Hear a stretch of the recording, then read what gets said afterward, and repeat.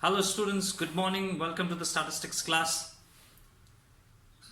This is Matthews who is going to teach you statistics, first PUC statistics. Okay, and this is my channel, Statistics by Matthews. Subscribe this channel and you will get notifications as and when a new video is uploaded. Okay, right. Let me continue my classes for first PUC statistics. So in the first PUC statistics, in the previous videos, I have spoken to you about the frequency distribution. Okay, I have explained to you about the frequency distribution, and I have also explained to you about the types of frequency distribution. That is a discrete frequency distribution and continuous frequency distribution. So in the continuous frequency distribution, I have explained also to you about the terms or the terminologies that are being used for that continuous frequency distribution, like class, like upper limit, like lower limit, then class midpoint or the class mark, or even about I spoke about the class width, then I spoke about the class frequency, about the total frequency and all. Okay, so these are the terms that we use in this continuous frequency distribution. So I would like to explain more about this continuous frequency distribution, students. So this continuous frequency distributions mean, I told you, is what if class intervals are considered. So in a frequency distribution, if class intervals are considered, then it is called as continuous frequency distribution, students. So class intervals, when we consider, the class intervals can be variety, students, can be many types.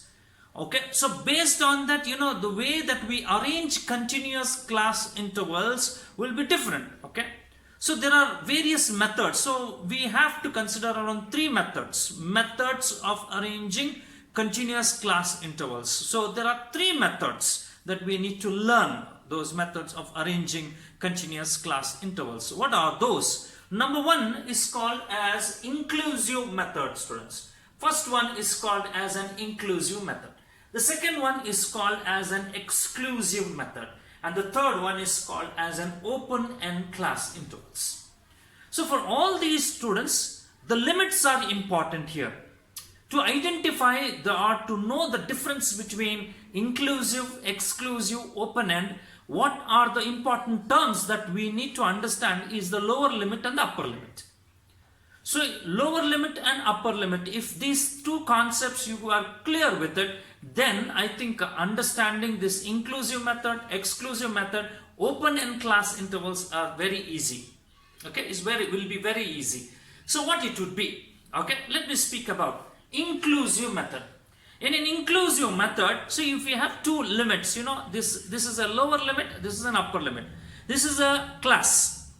In this class, if lower limit as well as the upper limit is included in the same class,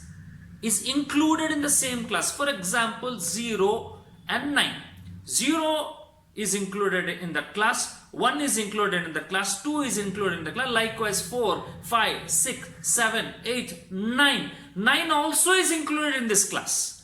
So such type of arrangement is called as inclusive class intervals. Okay, inclusive class intervals. That is what it is. I have shown it to you. 0 to 9, 10 to 19, 20 to 29. Here 0 is included, 9 also is included.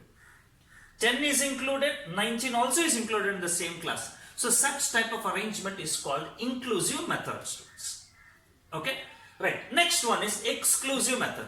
In the exclusive method, what happens is this 0 and 10. Imagine 0 and 10. 0 is included, 1 is included, 2 is included, 3 is included, 4 is included, 5 is included, 6, 7, 8, 9. 10 is the limit, right?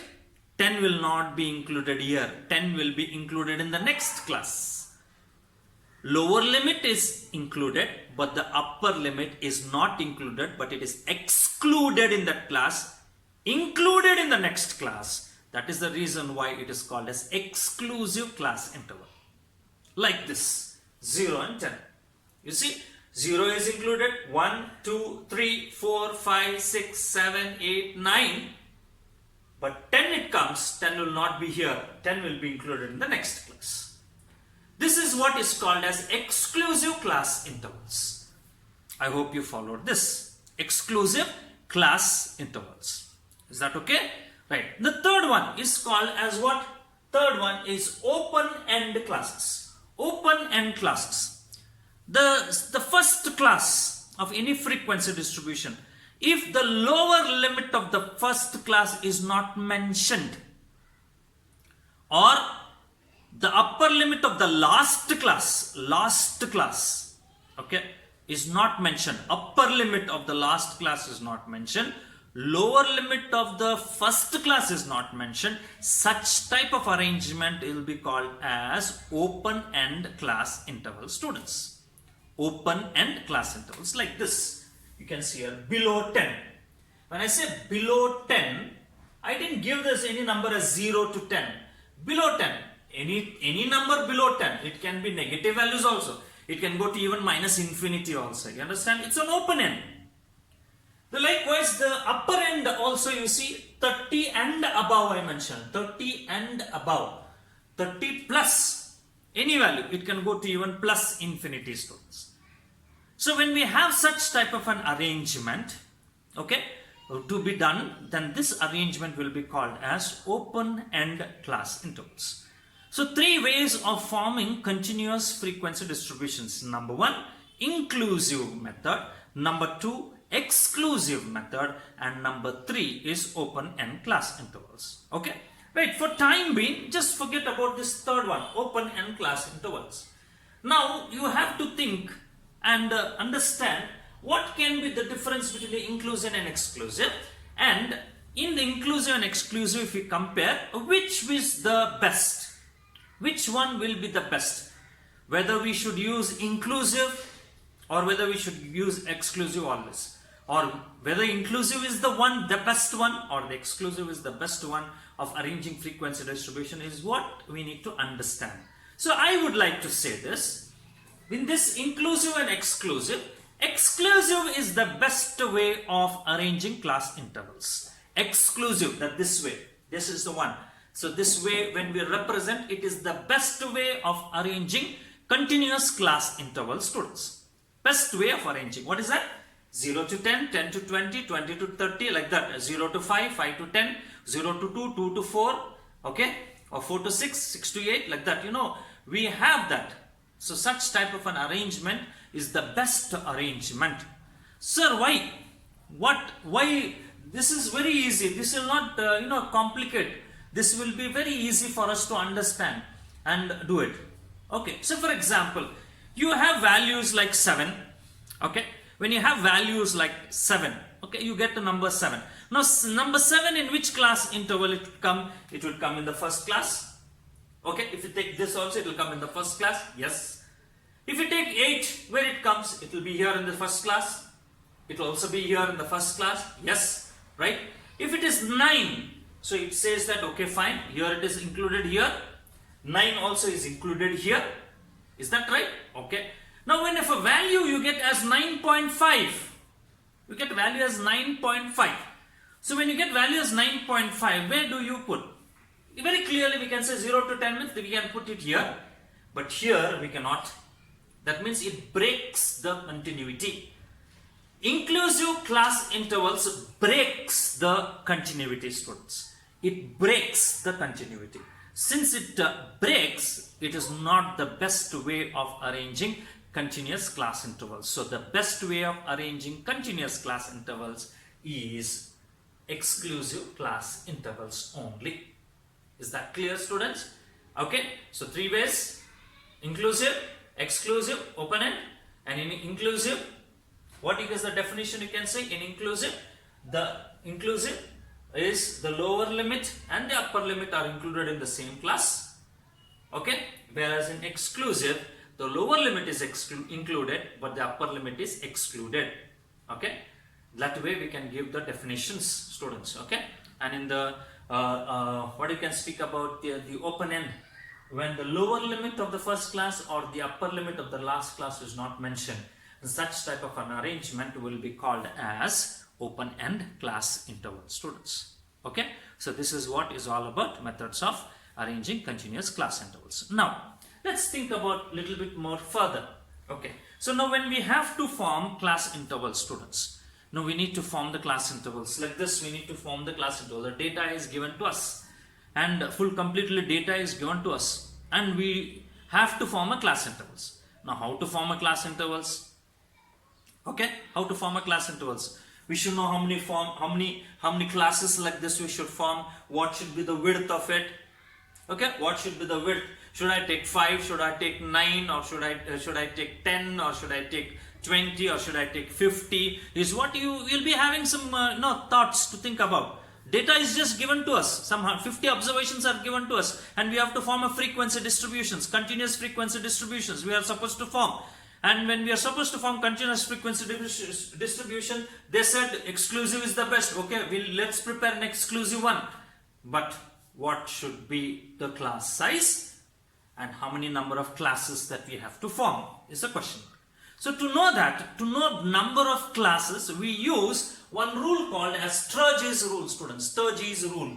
Okay, this is called as a Sturge's rule. It is given by this formula as number of classes k is equal to 1 plus 3.322 into log n, students, into log n. 1 plus 3.322 into log n. What is n? N indicates the number of observations. You have 50 observations, log 50. If you have 100 observations, log of 100. If you have 200 observations, log of 200 into 3.322 plus 1 will give us number of classes. Once you get number of classes, it will be very easy for us to find out the width also. So width easily we can find out by using the formula width is equal to, right? Width is equal to range. Range is the maximum value minus the minimum value of the data divided by the number of classes you will be getting the width. So and so we will be doing it. So I will be explaining to you in the next videos regarding those. So now whenever we've been given with the data and to find out the number of classes, we use this Sturge's rule, students. Certain times they mention prepare a class intervals of 0 to 10, 10 to 20, so and so, and the data will be given to us. No need of using the Sturge's rule. But if ever only the data is given to us and if we only have to identify number of classes and the width of it, then we have to take the help of this Sturge's rule, students. Okay, right. Then after this, there is another terminology that we also have to understand in this continuous frequency distribution is the cumulative frequencies. Okay, cumulative frequencies. The added up frequencies, students. Like for example, we speak about here this class. We have like 2, 3, 4. Right? We think about this. The frequencies are like this. So when we add up these frequencies, like 2 as it is, 2 plus 3 is 5, 5 plus 4 is 9. So like this, these are the added up frequencies. These added up frequencies, right, will be called as cumulative frequencies, students. Okay, added up frequencies are called as what? Cumulative frequencies. Okay, so these cumulative frequencies can be two types, students. They can be of two types. One is less than cumulative frequency. Another one is called more than cumulative frequency. Number one is called less than cumulative frequency. The sum up to a certain limit. The sum of all the frequencies lesser than one particular value, lesser than one limit, okay, will be called as the lower than or less than cumulative frequencies. The sum of all the frequencies more than one particular limit will be called as the more than cumulative frequencies. Okay, so this is how we will be learning about this cumulative frequencies. There are two cumulative frequencies, less than cumulative frequencies, more than cumulative frequencies. What are cumulative frequencies? Added up frequencies. Okay, added up frequencies. Right, if ever the added up frequencies are less than one particular value, then it is called as less than. If the added up frequencies are more than a particular value, then it will be called as more than cumulative frequencies. Like that we do it. Okay. The next terminology that we come is frequency density, FD, we call it as frequency density. So this frequency density is the ratio of, it is a ratio of the frequency of the class, of a particular class, like this. Frequency of the class, 2 is the frequency of the first class, divided by the width of the class. What is the difference of the class? The difference of the class is 10. 2 divided by 10 will be called as frequency density. See, the frequency density formula is frequency of the class divided by the width of the class, and we denote it as F by W. F indicates frequency of the class and W indicates the width of the class. Is that clear, students? This is the frequency density. Then the next one is relative frequency, students. This is also very important terminology, right? Relative frequency. Relative frequency is also, it is also a ratio means numerator upon denominator, ratio of the frequency of the value, the frequency of a particular class. Say for example, frequency of this class is 2 divided by the total frequency. What is the total frequency that we have? The total frequency is 9. 2 plus 3 is 5, 5 plus 4 is 9. 2 divided by 9. 2 is the frequency of one class and 9 is the total frequency. So 2 divided by 9, we call that to be as relative frequency, and it is given by the formula RF is equal to F is the frequency divided by N, that is total frequency. So these are the important terminologies that we'll be using in this frequency distribution, students. Okay, so this is all about. If you have not understood anything, just go back, rewind this video and watch the video again, and you'll come to know about all these terminologies. Okay, so in the next video I will be explaining to you about the rules, and then I will be starting with the formula problem, students. Okay, thank you very much.